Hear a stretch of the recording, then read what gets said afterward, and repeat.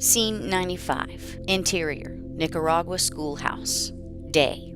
A teacher is at the front of the class. The camera pans to reveal students at every desk with a textbook on their desks. Ms. Alvarez, in Spanish. Welcome to your very first day of class. The students from Heritage High School in Ringgold, Georgia, for 17 months we've been asking God to not let our pain be wasted and to give us beauty for ashes. And when we stepped off that bus onto this property and saw that school building, I mean, there was just this overwhelming sense of, I can't believe this is real, you know? I mean, it's the literal answer to our prayers. It's not about a building, even though it's cool, that's the physical representation. It's about what will happen inside those walls and in the lives that will be changed in this community. I don't know, 15, 16 years ago, this was the dump of Leon. And since the entrance all the way to the fort, to Jorge, you could see huge piles of trash. And I thought that I had to do something for these people. I started feeling a big burden for them, and I said, well, I have to do something, but I don't have resources. All I have is the time and the will to do something.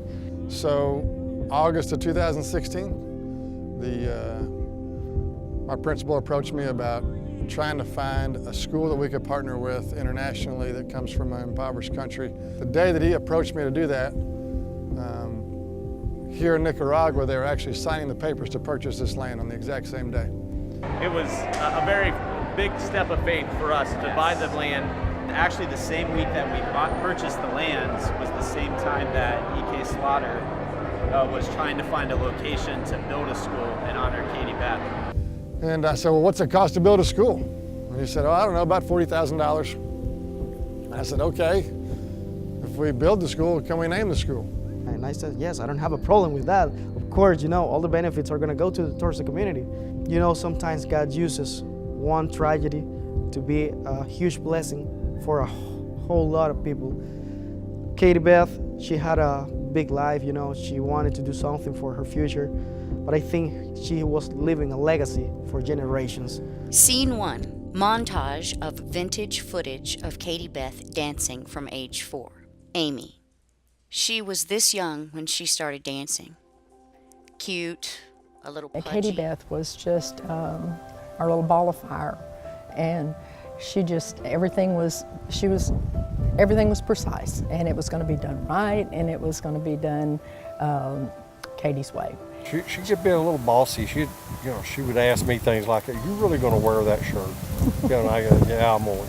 All right, I'll go change, kind of thing. So It was always something new every day that we would find to annoy each other with. But it was like always out of love, and she was a very type A personality, and she liked things a certain way, and she needed to know when things were happening, and I'm just go with the flow, do whatever, whatever happens, happens. So I mean, we paint a picture of Katie, and Katie was incredible. I mean, she was as kind as anybody I know. She loved relationships, loved Jesus, but she was just human and as much of a kid as anybody else, with all her imperfections and all her insecurities and all those things. But yeah, one of the things I think that we probably made fun of her about as much as anything was her laugh. You have this petite little dancer, and she would start laughing and get tickled. And She laughed at almost everything. And it was like, hoo, hoo, hoo, hoo. It was just like, it was just funny coming out of this little bitty body. And of course she'd be like, shut up, y'all quit making fun of me, But she did. She found joy in just about anything that she could find joy in. And she always had to show her new dance moves to us. Always. Yes. If it was at our house or the Carter's house, I mean, it was, hey, look at this new step, and she'd go through it all. And it meant so much to her. It gave her so much freedom and so much confidence. We went shopping together, and we got to do a lot of things together. We did church functions together. We talked about the struggles of boys, because as a high school girl, sometimes you just gotta have the boy talk. When we would sit in their living room and just eat junk food, chips and salsa, and eat those cookies, and just scream at the TV because we didn't like the choice that The Bachelor or The Bachelorette was making, there's just nothing like that. We did everything together. I mean, anytime we had a day off, we were together. We would stay up late and talk all night. We'd go shopping together. We'd roll our youth pastor's house. I mean, we'd literally just do everything. You know, we'd come early on Sundays and set up, which we would set up the chairs, and I'm sure you've heard how OCD Katie Beth is. And we had a stick, and we would have to measure how far each chair was apart, and we'd line them up perfectly, and no one else could do it right. Katie actually told me that she'd be my wedding planner because she's so organized and like color coordinated, and she knew I was so stressed because there's so many people we wanted to invite and had to do, and she kept telling me that she would plan my wedding for me, but I wanted her to be a part of it. She made each person that she talked to think that they were the most important and the most valued to her. She was just nice to everybody. And so she really wanted to be friends with people and to know people and cared about them. So when you teach high school and you know the kids, you know them on a different level because you're knowing them as young adults. And so you see different interactions, you see personalities of kids. And so when there's a difference, when a kid is just different, you can just tell. And so I think that's the thing about her. It's just when all of a sudden somebody looks at you and says, Katie Beth Carter's dead, you're like, what? And you don't believe it. And then all of a sudden you're like, it's Katie Beth. Like, what? It's Katie Beth. Like, really? It just made sense that these students were going to get to go into a school named after Katie Beth, after somebody that loved life and enjoyed life as much as these kids did, even though these kids didn't have very much. Scene 57, exterior, Nicaragua, day. Katie Beth is watching children play in a field behind Manuel. Their makeshift soccer ball is a sight to see. One child kicks the ball. Some of these families, they live with $2 a day. They only can afford maybe one meal a day sometimes. Some others, they don't even have the means of electricity or water. So the life is different. They don't take anything for granted. Sí, porque aquí es todo caro. No se hallan a veces las cosas. Me voy a las 5 de la mañana. Paso todo el día trabajando, rascando. Recojo lo que voy a recoger, lo vendo y ya a las 6 vengo para atrás. Andan muchos chavalitos ahí rodando, los pobres, no tienen madre, no tienen nada. Y ahí andan los pobres en las calles. The school is named after Katie Beth Carter. Are you familiar with the reason why? Por alguna muchacha que ayuda bastante. The simplicity of what you can do and what people can do within their everyday lives to impact the world is a real thing.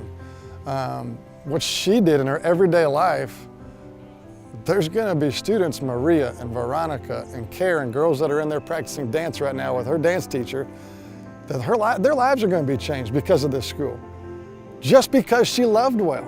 These people had ashes, no beauty. Now they have beauty. They have a crown of beauty, and they have the possibility of getting a better future. They didn't have that before. Katie Beth is alive in the hearts of hundreds of kids that are going to go to this school. Scene 68, exterior, Jacksonville State University campus, day. The girls are heading out of the gym. Shelby and Hannah are finishing up marching band practice. I think she thought she was born to dance all of her life. Like dance was her thing where she could go and just be Katie Beth. When she was in her element, like when she was her happiest, it was dancing. And I can promise you, it was all the time. I mean, it was in the living room. I mean, Grocery store. Everywhere, you know. Katie was struggling in school. She really wanted to be on the dance team, and she didn't make it, and she was getting fed a lot of negativity as far as how her dance skills were and that she would never be good enough. That's when she chose to move towards athletics into the football program and football managing. She felt like she had been loyal for 5 years, and that was not reciprocated, and it broke her heart. She made a big step and stepped out of her comfort zone and came to a whole new studio and a whole new dance family. Of course, you know, now we know after the fact that it worked out for the best because she went to Scenic City and got connected with Stacy and those girls and got connected with the EK and the football team. Like, I really think God knew and orchestrated all of that perfectly to where she could impact as many lives as possible. One of our competitions was in Orlando, and my mom got really sick and was in the hospital for 8 days, and I had to fly home and leave my girls at the competition by themselves. I pretty much just put her in charge. Like, they did it and they won, and it was beautiful, and it was amazing, and they literally lived up to every expectation that I'd ever hoped for, and a lot of the reason was because of her. I think in that moment she felt like, you know, I had impacted her life by giving her, you know, I gave her that role and she soared, but what she didn't realize is that in return she really just changed mine a lot. So. Katie had her senior dance recital with Scenic City and Stacy and their crew, and I had gone to Australia and missed kind of a big chunk of that transformation, but it was really cool for me to see that like transformation from like she finally stepped into like, this is who I am. And we just like were blown away because I had seen her dance and I thought she was good. I mean, of course I did. She was my best friend, but I don't know what qualifies as a good dancer, I guess. And so when she made that team, like we were all just like blown away. We were like, that's so incredible. She texted me the second that she made it, pointing at the list of names that was on the wall, and I've never seen that child smile bigger in her whole life. And she just texted me and said, I would have never been able to do it without you. Thank you so much for pushing me, for not giving up on me. And yeah, that was the day that she made it. Danny and I and Amy and Bud, her other grandfather, went to the first game, and we were blessed to be able to see her dance. She beamed. It was the happiest we had ever seen Katie Beth ever in our lives, and she was just filled with joy that night. Well, I always felt like I told her before the ball game, I said, young lady, I just want you to know that this may be the first time I've ever driven 2.5 hours to watch a halftime show. I really didn't care about a band performance or a halftime show. I just cared about Katie Beth Carter and watching her fulfill her dream.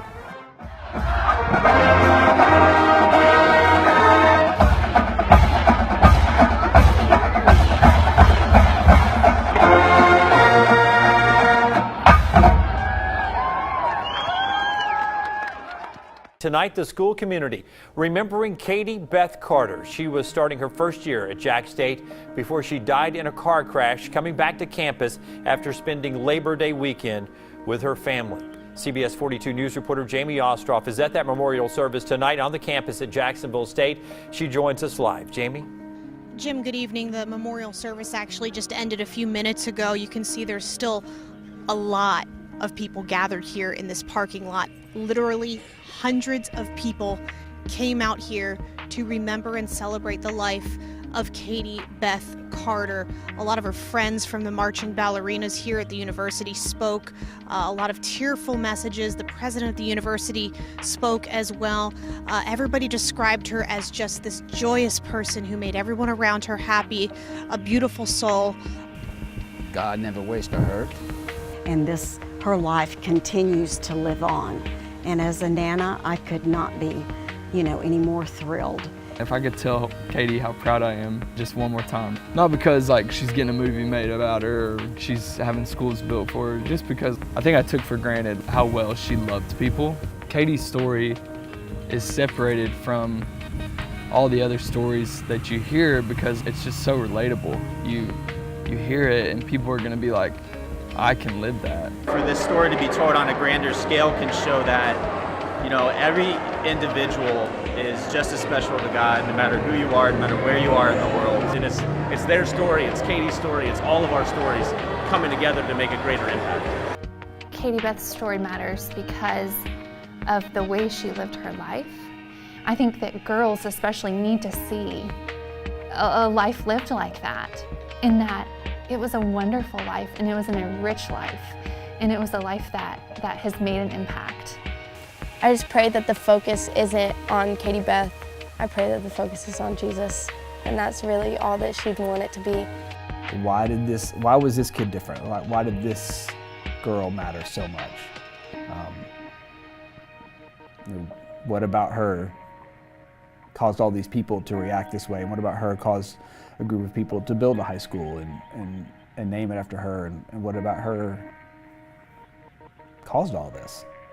I think the opportunity for others to see that played out in a feature film would have such an impact. It doesn't take doing big things to change the world, you know. I mean, she was just a college student, you know, but she truly did. Her values, I think, are what set her apart. I honestly, truly believe if that child knew that at 18 years old she would get in a car accident, but it would do this, she would take the car accident. And there's not many people in the world that would say they would do that. You don't have to build a school, you don't have to go off to be a missionary for 10 years. Like, you can impact people everywhere just by loving people. So I think this story needs to be told so that the everyday person can understand the opportunity that an everyday person has to impact the world by doing something real small. And that's just loving people day to day. To let God's light shine, and because that was Katie's light, was God. And it would mean a lot if people were able to take this story and spread the light farther to the people in their community and the people in their lives. And I think that's what our mission is. That might be the answer of why it's important. That unbeknownst to her, she was changing the world. Maybe not at that moment, but little did she know that literally on another part of the planet, you know, there are people's lives that'll never be the same. I think this story, it's not gonna be just a movie. It's gonna be something that is gonna motivate thousands of people around the world to make a difference like these people are doing.